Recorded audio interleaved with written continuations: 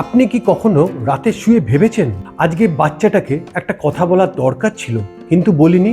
আমি রোজ ভাবি এবং আজকে এই ভিডিওতে আমি সেই কথাগুলো বলতে চাই যেগুলো আমি আমার বাচ্চাদের বলি না কিন্তু বলা উচিত ছিল। এই ভিডিওতে দেখলে হয়তো আপনার মনেও হবে হ্যাঁ আমিও এটা বলিনি কখনো, এবং হয়তো আজকের পর থেকেই বলবেন।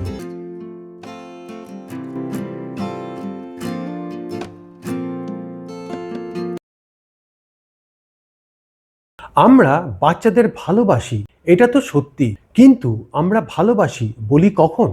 যখন ভালো রেজাল্ট করে, যখন কথা মানে, যখন কিছু ভালো করে, কিন্তু এমনি এমনি কোনো কারণ ছাড়া, শুধু কারণ সে আছে বলে। গবেষণা বলে বাচ্চারা যখন আনকন্ডিশনাল লাভ অনুভব করে, মানে কারণ ছাড়া ভালোবাসা, তখন তাদের আত্মবিশ্বাস অনেক বেশি হয়। তারা ফেলিয়ারকে ভয় পায় না।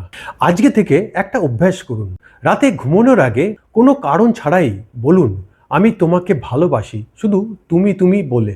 দেখবেন বাচ্চার মুখটা কেমন হয়। এটা হয়তো সবচেয়ে কঠিন কথা।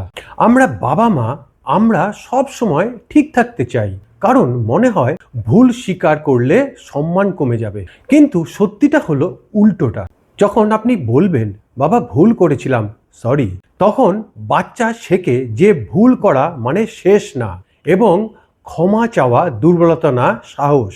আমার একটা ঘটনা মনে আছে। একবার আমার মেয়েকে বকেছিলাম, পরে বুঝলাম ও ঠিকই ছিল এবং আমি ঠিক ছিলাম না। সেদিন সন্ধ্যায় গিয়ে বললাম বাবা আজ ভুল ছিল, তুমি ঠিক বলেছিলে। ওর মুখের যে এক্সপ্রেশন ছিল সেটা আমি ভুলবো না। এত ছোট বিষয়ে কাঁদছো কেন? কতবার বলেছি এই কথা। কিন্তু বাচ্চার কাছে সেটা ছোট না, তার কাছে সেটাই তার পুরো পৃথিবী। যখন আমরা বলি এটা কোনো ব্যাপার না, বাচ্চা শেখে যে তার অনুভূতি ভুল, এবং সেই বাচ্চা বড় হয়ে নিজের ফিলিংসকে চেপে রাখে। এর বদলে বলুন আমি দেখছি তুমি কষ্ট পাচ্ছ, বলো কি হয়েছে। এইটুকুই যথেষ্ট। বাচ্চা বুঝবে তার কথা শোনার মানুষ আছে। আমরা বাচ্চাকে শেখাই বড়দের কথা মানতে হয় সব সময়, কিন্তু এই শিক্ষাটা কোথাও গিয়ে ভুল হয়ে যায়। বাচ্চাকে যদি শেখানো না হয় যে না বলা যায়, তাহলে সে বড় হয়ে কাউকেই না বলতে পারে না, এমনকি যখন তার নিজের ক্ষতি হচ্ছে তখনও। আজকে থেকে শেখান তোমার শরীর তোমার, কেউ যদি তোমাকে অস্বস্তি দেয় না বলতে পারো, বাবা মা রাগ করব না। এই একটা কথা তার পুরো জীবন পাল্টে দিতে পারে।